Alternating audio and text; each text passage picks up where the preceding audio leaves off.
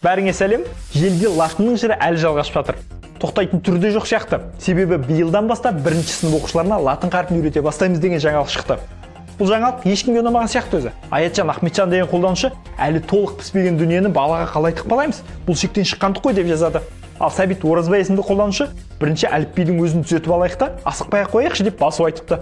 Риза Исаева болса, сынақ ретінде министрлердің өздері барып отырсын сол жерге деп ашуланып отыр. Айтпақшы, латынға қатысты тағы бір жаңалық шықты.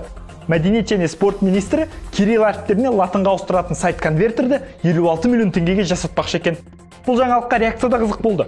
Нұр Қанатұлы деген қолданушы сайт жасауға 56 миллион теңге жұмсап, бюджеттен ақша жымқырмақшы ғой мыналар деп жазып қойыпты.